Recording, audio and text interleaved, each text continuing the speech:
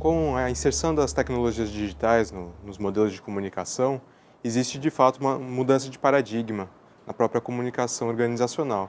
Então a gente tinha aquele modelo tradicional da comunicação em que você tem um emissor, que através de um canal, né, você passa a mensagem para um receptor e que pode voltar para o fluxo através de um feedback. Esse é o modelo tradicional da comunicação. Hoje a gente vê com o digital a ascensão de um novo modelo de comunicação, em que você, em cada ponto de articulação, é ao mesmo tempo receptor, mas também emissor e produtor de comunicação. Então, nesse sentido, as organizações não devem só falar, mas devem escutar cada vez mais. Está aí as redes sociais, está aí canais, né, como Reclame Aqui e tantas outras plataformas digitais em que as empresas não têm que mais só se preocupar em falar, mas também principalmente em escutar. É um novo modelo de relacionamento em que a comunicação, de fato, é relacionamento. Então, cada vez mais, as empresas têm que se preocupar em ouvir e interagir com o seu cliente, com seus stakeholders.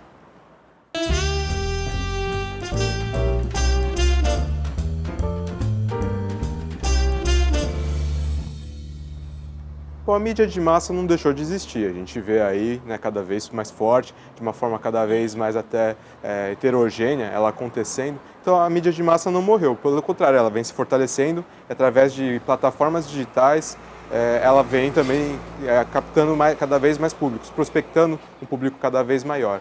O que acontece é que cada vez mais a mídia de massa, ela em si é segmentada, ela em si é individualizada. Cada vez mais a mídia de massa ela tem que ter diversos componentes comunicacionais para se estabelecer um relacionamento com os diversos públicos. Então a mídia de massa está se segmentando sim, só que nunca foi tão trabalhoso fazer isso, né? Você tem que comunicar quase que um a um através das grandes mídias, televisão, rádio, né? A própria revista e jornal, ela tem que falar diretamente com determinados segmentos de pessoas, ao mesmo tempo que ela tem essa produção que é massiva. Então, existe sim um grande esforço, um esforço cada vez maior de conseguir falar com os diversos públicos, né? E isso de uma forma cada vez mais eficiente, ou seja, a custos menores, porque o digital barateia, né, todo o processo comunicacional. Então, a mídia de massa, ela continua existindo. A gente tem Big Brothers e vários tipos de consumo de massa, mas ao mesmo tempo esse consumo tem que ser individualizado, ele tem que ser focado cada vez mais em segmentos específicos.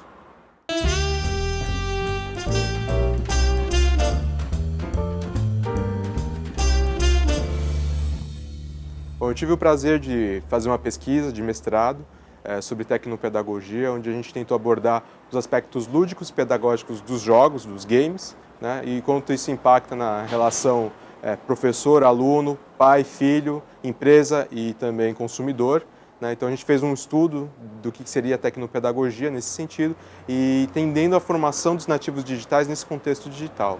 E o livro tenta abordar de uma forma prática, apresentar uma matriz de análise de jogos, tanto jogos mais comerciais como jogos mais educacionais, tenta abordar como analisar esses jogos, né, para tentar entender a formação do nativo digital, que é o nosso filho, que é o nosso aluno, que é o futuro consumidor, né? Então a gente tenta entender como que é o relacionamento que é estabelecido através da ludicidade digital.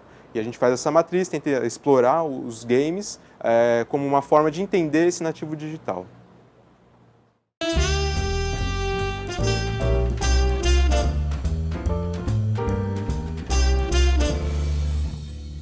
Cybercultura ou cibercultura, dependendo do pesquisador, vem ali de vários, né, vem de várias fontes autorais, desde o Neuromancer, né, Pierre Levy e tudo mais, e a gente cada vez mais tem entendido como esse contexto de interação através das mídias digitais. Então, toda a linguagem emoticon, por exemplo, faz parte da cibercultura, o WhatsApp faz parte da cibercultura, a linguagem que os jovens falam, né, de uma forma bem abreviada, né, faz parte da cibercultura. Então, é todo o contexto de comportamento que se tem através das mídias digitais. Então, a ideia de que se você escreve tudo em caixa alta, negrito, você está gritando, faz parte da cybercultura, né? A ideia de cada vez mais ter o elemento computacional como intermediador da comunicação, faz parte da cybercultura, né? Essa ideia de mobilidade que o celular traz faz parte da cybercultura. Então, cybercultura é o contexto cultural que nós vivemos por conta das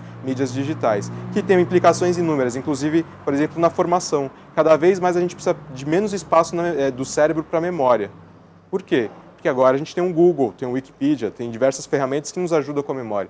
Cada vez mais o nosso cérebro, e aí é uma consequência da sabercultura, tem que estar preparado para julgar a fonte das informações, para ver se a informação é válida e se a fonte é fidedigna. Então, cada vez menos espaço para a memória e cada vez mais espaço cognitivo para julgar a fonte, julgar a veracidade da informação. Isso faz parte da cybercultura, por exemplo. Então, nosso cérebro se modificando faz parte dessa cybercultura. Então, tem diversos aspectos que a gente pode tratar. Entretenimento, arte, política, né, cada vez mais a exigência de uma estrutura mais transparente. Tudo isso faz parte da cybercultura.